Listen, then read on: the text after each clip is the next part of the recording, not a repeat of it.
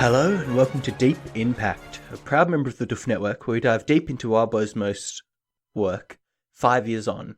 Coming up next is Elliot Diebold. And that was Ruben Morehouse. And we are back, Elliot, to talk about Null 9.3.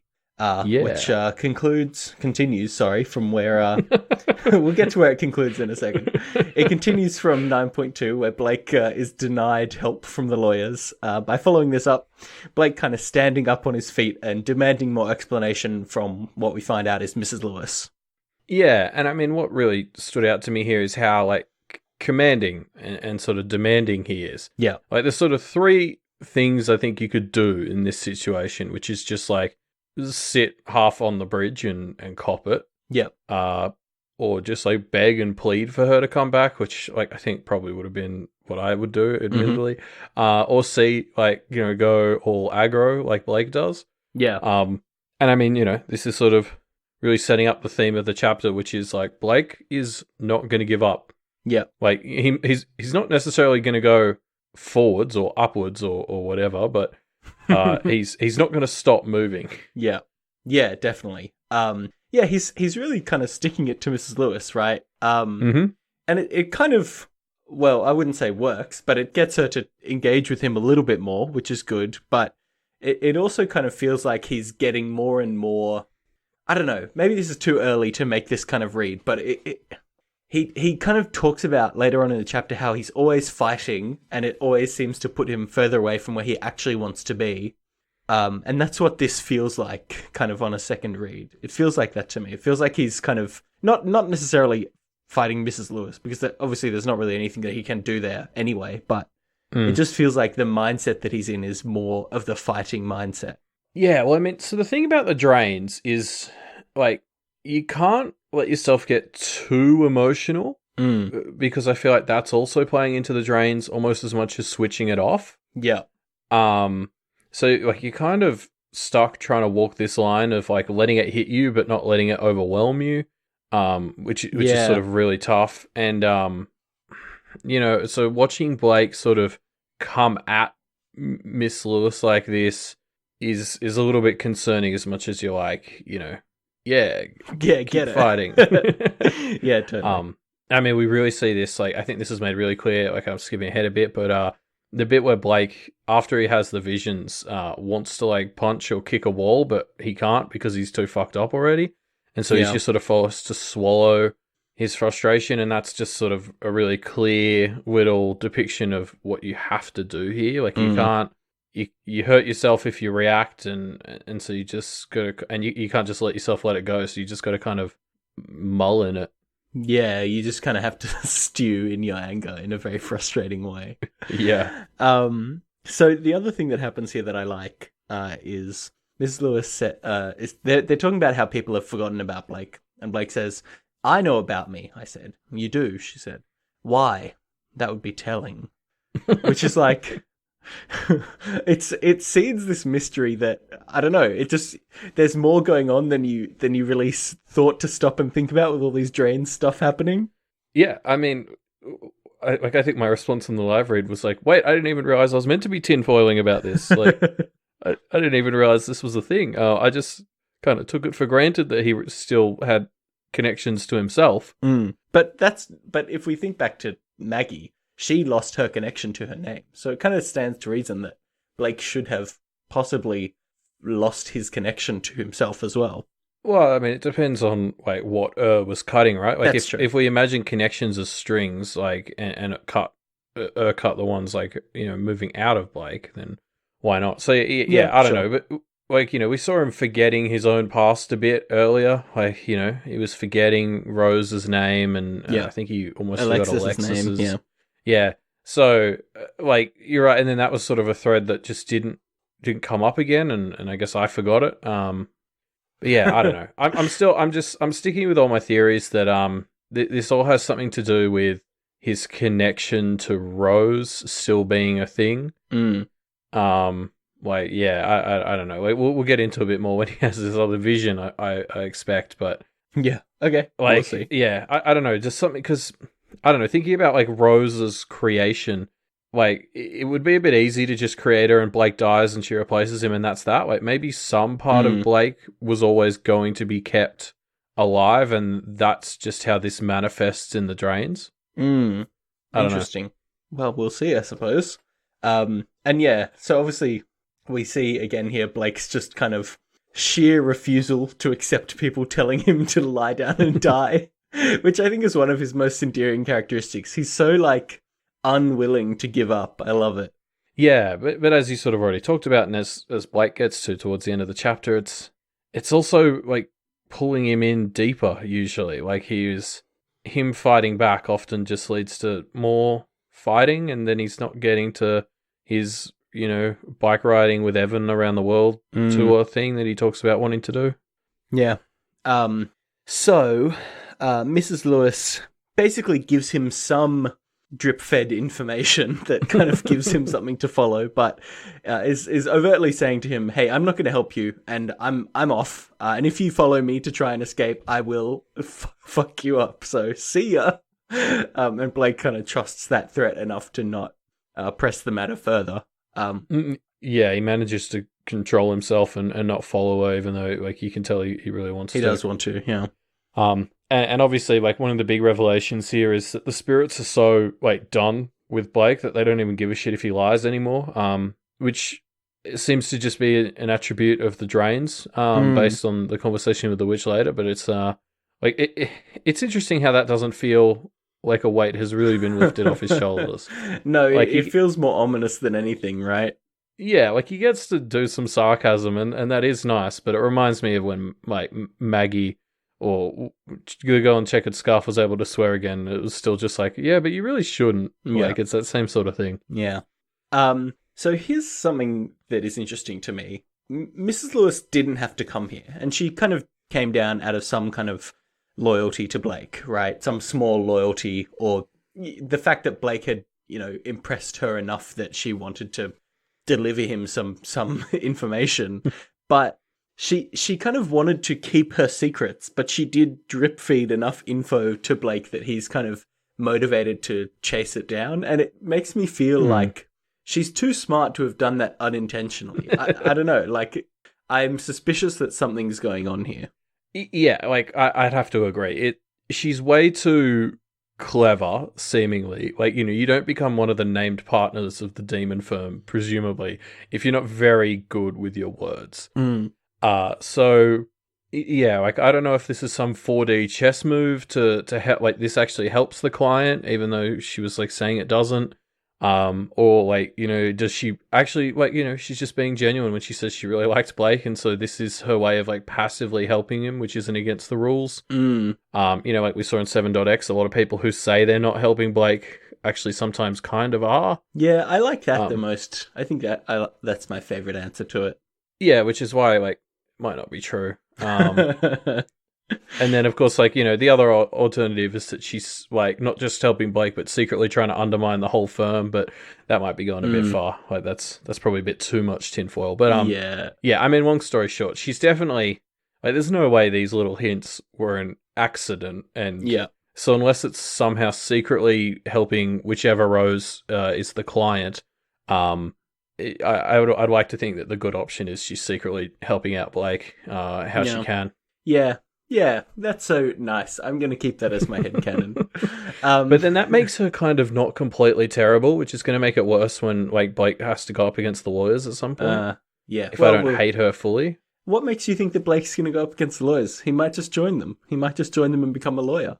I mean, is that better? Like, are you suggesting that as a nicer alternative? It reminds me of that crazy ex-girlfriend song "Don't Be a Lawyer," which I think applies in this situation.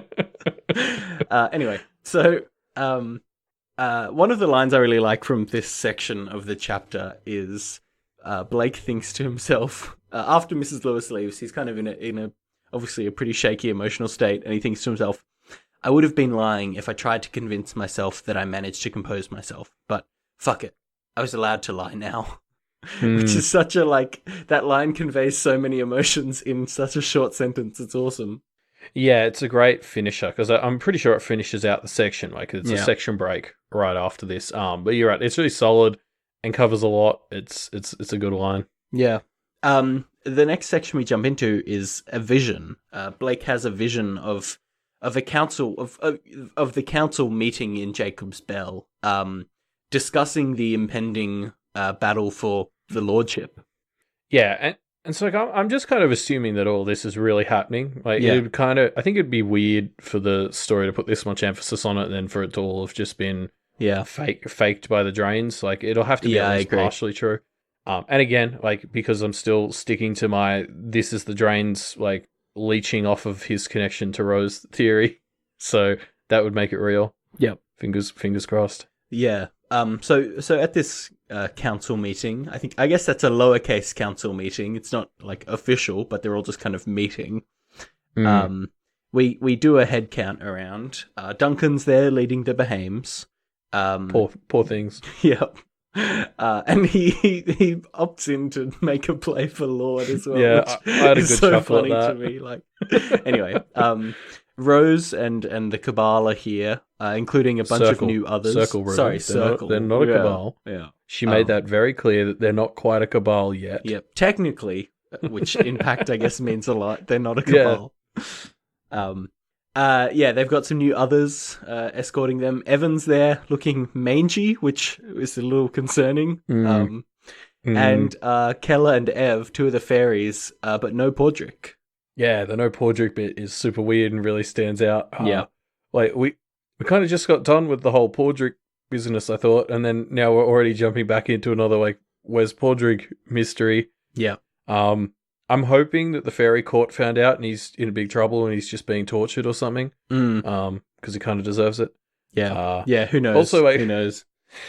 You know, Rose and the Circle, they're really not going for the whole I'm a peaceful diabolist, don't worry about me vibe, are they? They march in with this, like, fucking, you know, matching circle of boogeymen. Yeah. And it's just like, oh, okay, so she's terrifying. Yeah, I would say that she saw how much it didn't work for Blake, but she doesn't remember that, so who knows why she's doing it. I want to call out a line that I really liked. Corviday's there, as is Kronmara, and we see Corviday smile, a slow, wide smile.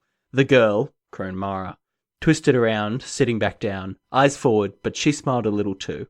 Rose wasn't in a position to see either smile. I love this because Corviday and Kronmara look at each other and smile secretly, and it's like there's so much of this fucking other's life that we just have no insight into, and I'm sure it's all terrifying.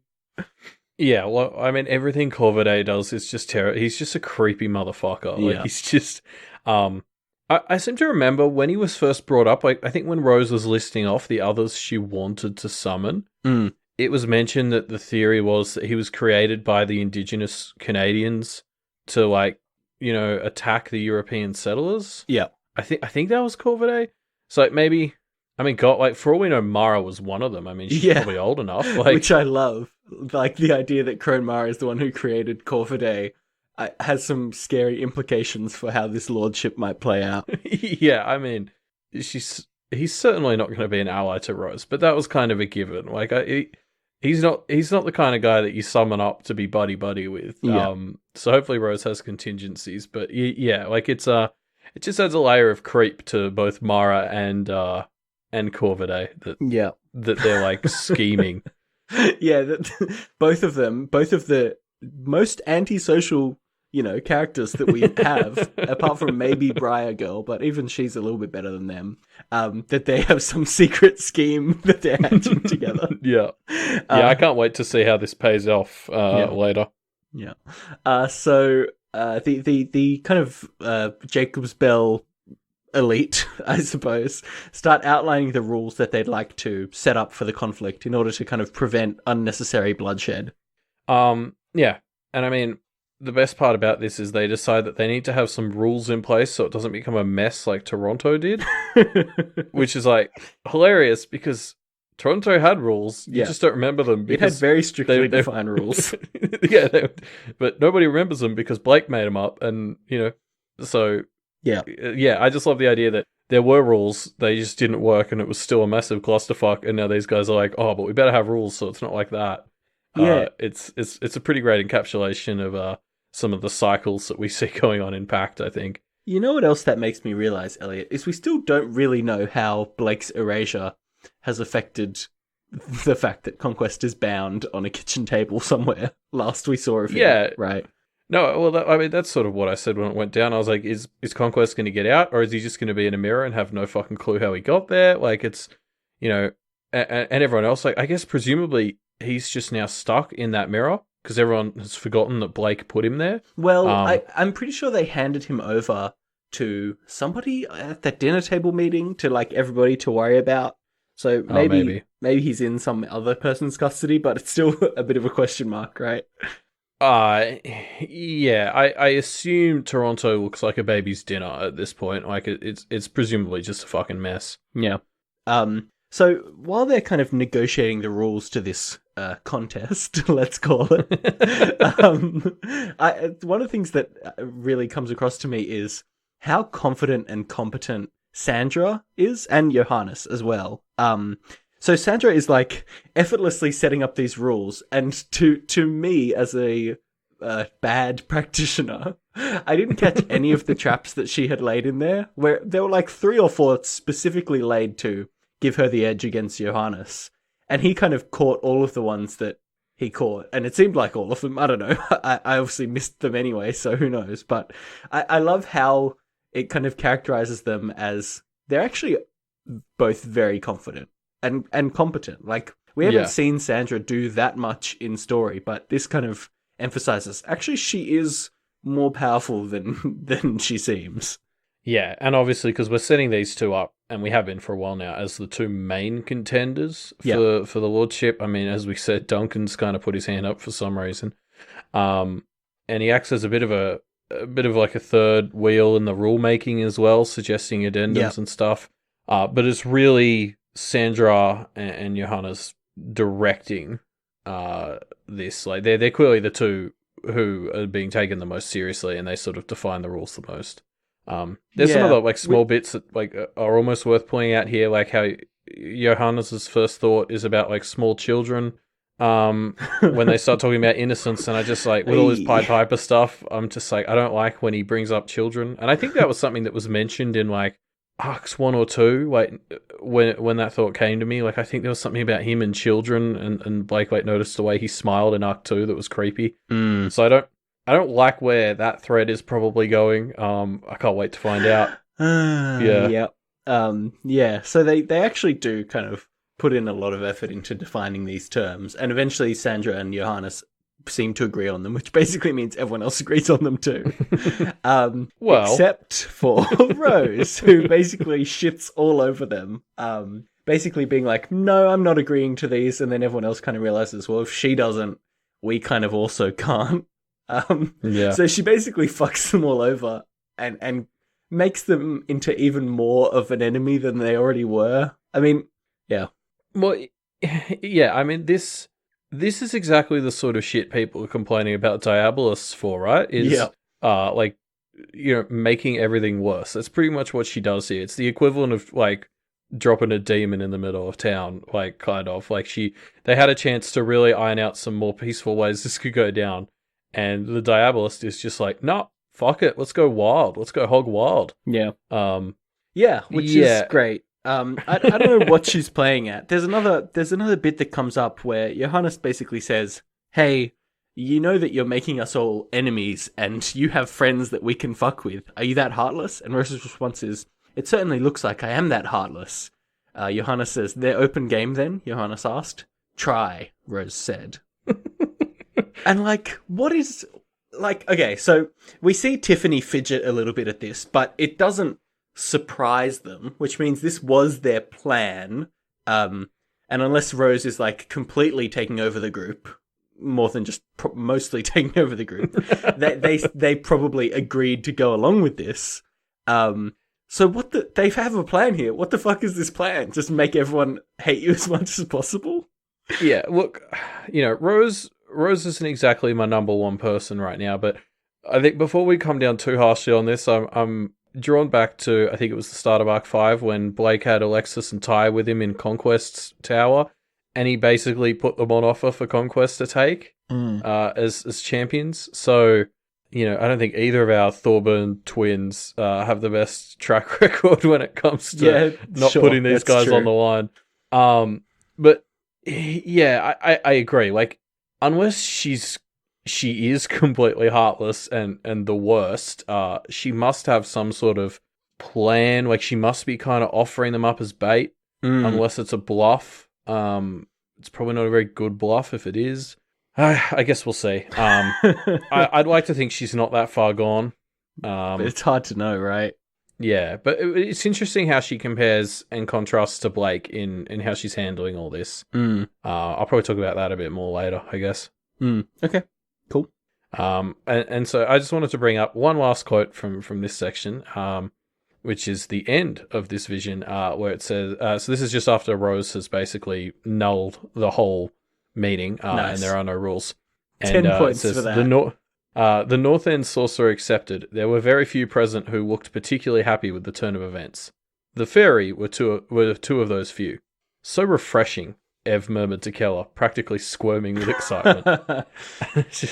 It's another powerful section ender because I just fucking love these maniacs. And also, like, them being keen just is such a quick and efficient way of highlighting how fucked this is now. Like, Rose is just in case everyone's disappointment wasn't enough, the fairy getting keen, you're like, okay, this isn't good. They only get excited when it's a 6 out of 10 on the shitty scale. Well, I don't think we've ever seen them squirming with excitement before. It's very vivid. Yeah.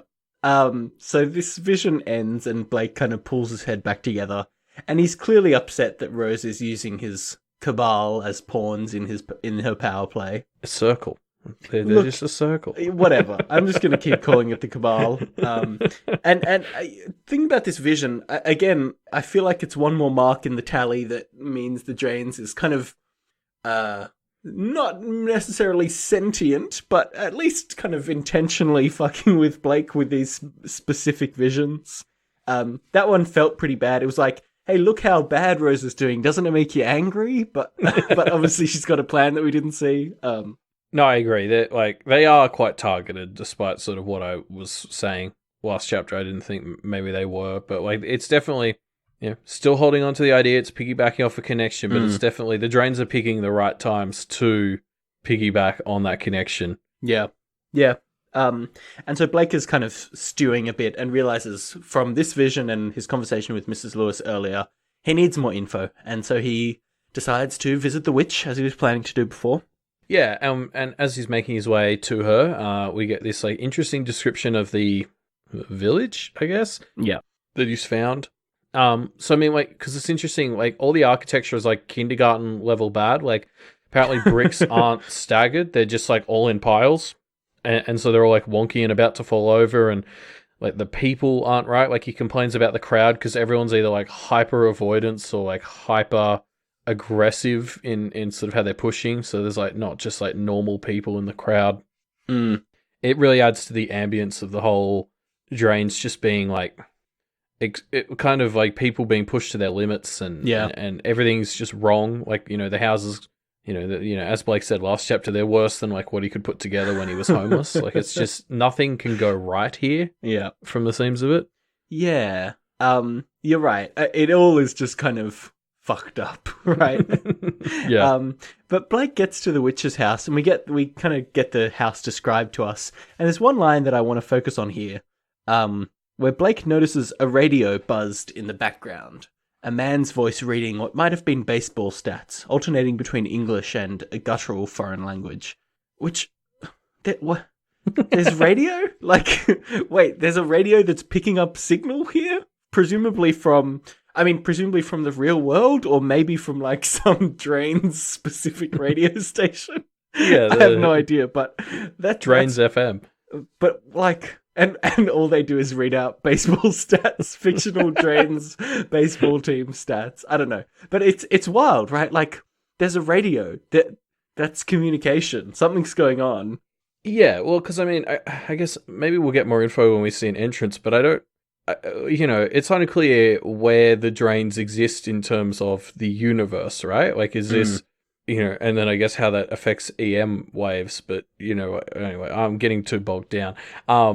The important point is, if radio waves can maybe make it in for the real world, then why not leftover vestige links? Now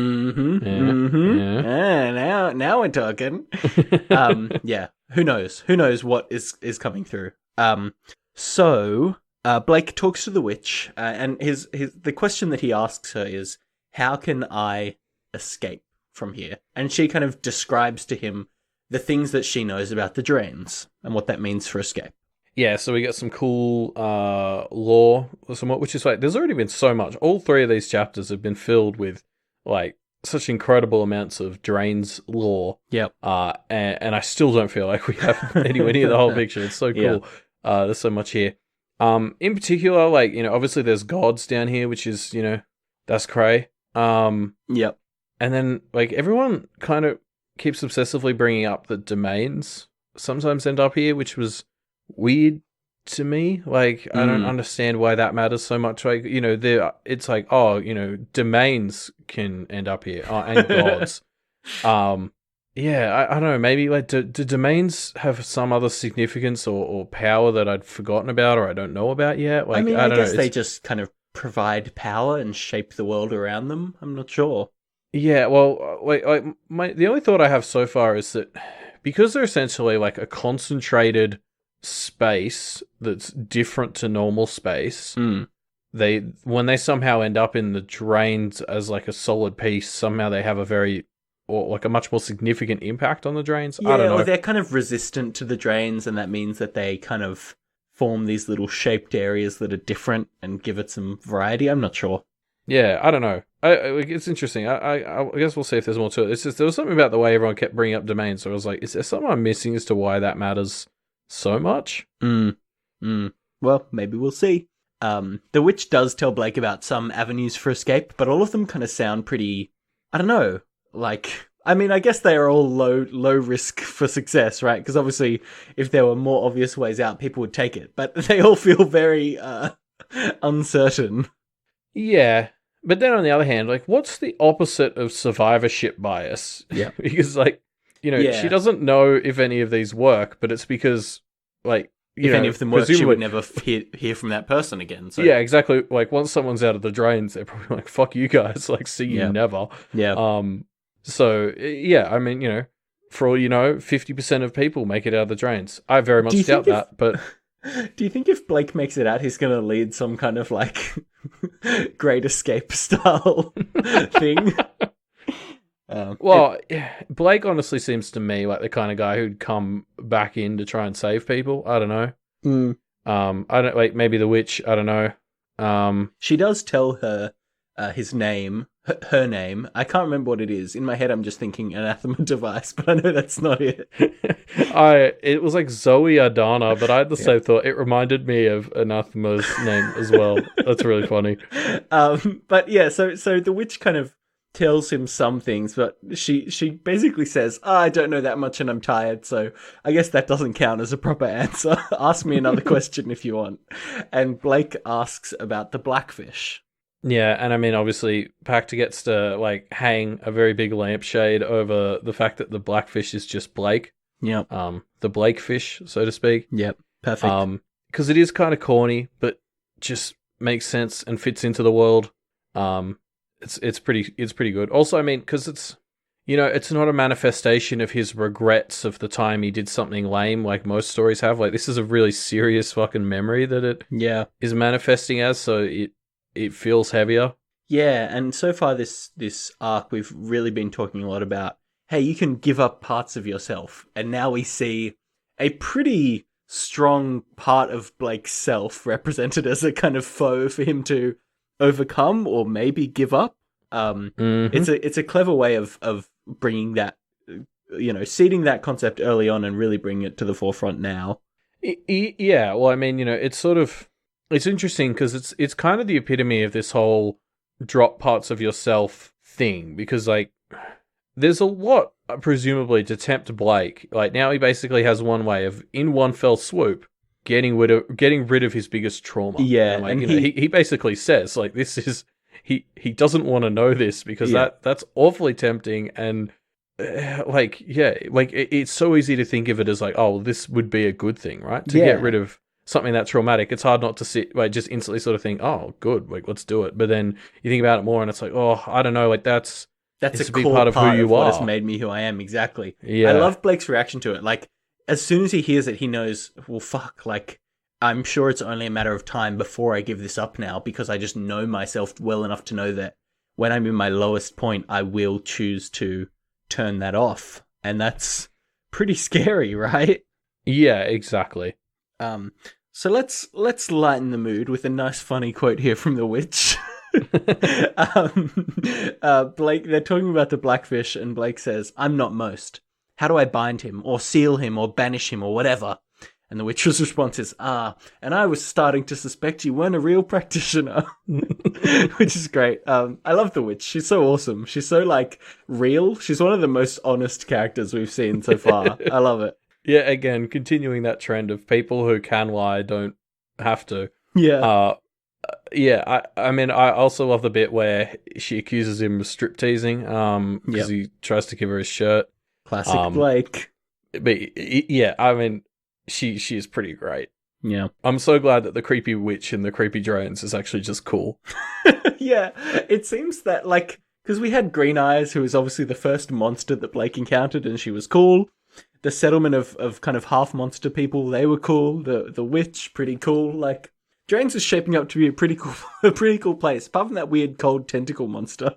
Maybe he was just trying to hug him. Who knows? And the evil gods and goblins and stuff. But no, you're right. It's like when the universe isn't conspiring to put you in harm's way all the time, you can just meet cool people, even in the drains. Yeah, and I think that's Blake's reaction to some of this stuff as well. Is like, oh, this must be what it's like to just not have a shit ton of bad karma all the time. We touched on this already. Blake thinking about how he always seems to take the step that he needs to take, which actually takes him away from what he wants to do. And you're kind of still doing it, but whatever. I guess you're self-aware now. Yeah. There's not much to add there. I mean, that's, I remember reading a quote once from George R.R. Martin where he was like, the best thing to do with characters is have their, like, heart and their head in conflict. Mm-hmm. And that's sort of what is happening. Blake is just encapsulating that exact sort of theory right here by saying that that's what keeps happening to him. Yeah, definitely.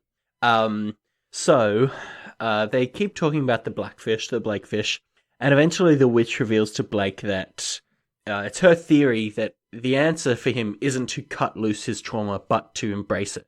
This is tying him down. This is being used against him by the drains, and the only way to kind of extract yourself from the drains is to give it no power over you. So you have to embrace it. Yeah, so the way I'm sort of picturing this is the drains are like trying to make you more other. They're trying to take away like your humanity and like yourself. Yep. And this is manifesting in these various specific bad things that are happening to Blake. And basically you have to embrace them and take the good and the bad parts of you to kind of make yourself more whole, which opens up the exits, I think is the term that they use. So, yep. I mean, that sort of makes sense to me. So, obviously, I'll get to the rest later. Okay. So this is the witch's theory, because she was actually in a situation similar to Blake, where she was, searching for a way out, and she seems to imply that she got pretty close. But when she was faced with having to do this, having to bring her trauma on board, she was scared of that. And so she backed down and she decided, okay, it's easier for me to just stay in the drains. I love that idea. I love the similarities between them. And I love that, I just like the witch a lot as a character. She's very endearing. Yeah, well, and I mean, that's the thing. She's in a pretty good place. She's not that deformed. She has a relatively nice house with plants in the windows. Like she's a good argument for just sort of trying to do the waiting game and make your peace with it. Like, yeah. At the same time as she's providing Blake with these answers, she's providing him with insight into someone who isn't totally miserable here from the seams of it. Yeah. And is like seems to have maintained a fair bit of her humanity, both physically and mentally. Yeah. And maybe that's an argument for kind of coming to peace with it. I mean, this is basically what Mrs. Lewis was saying, right? Blake, you can fight. You can try and find this exit, but it might you're just going to make yourself get fucked over faster. Alternatively, choose peace. You won't live a great life, sure, but you'll live a life like the witch or like some of these other characters where you can have some semblance of peace. I mean, it's interesting. If you wanted to be really charitable to what she said, you could maybe try and read it as her saying he should do the embracing thing, not the give up and die thing. I don't know if I'd go that far, but like, she was maybe potentially on purpose ambiguous about that. Yeah. So Blake comes to terms with the idea that he's going to have to embrace the Blakefish. And he leaves and he heads back to the bridge where he saw Carl. And Carl appears and approaches Blake, and Blake embraces him. They literally, Carl literally embraces him. And Blake is taken somewhere nice, seemingly. Somewhere nice. The cruelest nice place that we've ever seen, probably. And I'm sure it's going to go fine. Yeah. There's no way this is ominous. I mean, yeah, especially because... So, yeah, what we were sort of talking about before is we've essentially sort of had this set up that Blake needs to embrace these parts of himself that the Drains is using to grind him down. Yeah. And what's interesting is he has 3, which implies is a lot, which is hopefully a good thing. I don't know. It could be a bad thing. This is Blake. But yeah, and like, of course, there's sort of, for him, there's a past, present, and future set that he's being attacked with. It's kind of, what's that Christmas story? A Christmas Carol.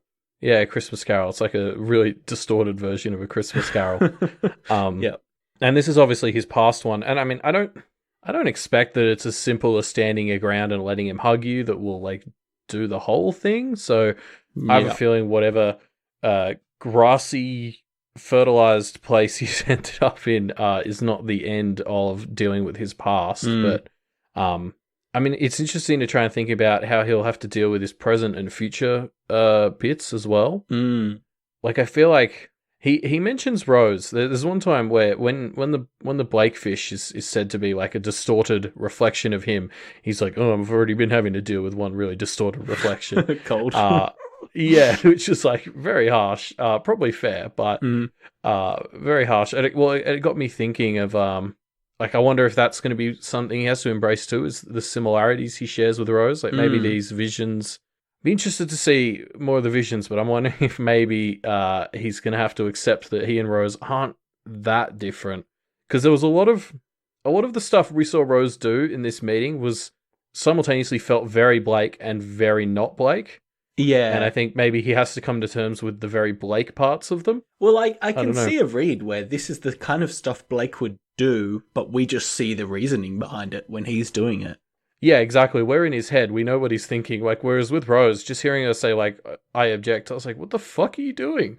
And maybe that's just what Blake looks like to the outside world. Everyone's just like, what the fuck are you doing? Yeah. We'll see, I suppose, next time on Deep in Pact. But before we go, one last thing before we go, which is we wanted to do another discussion question. I always love doing this.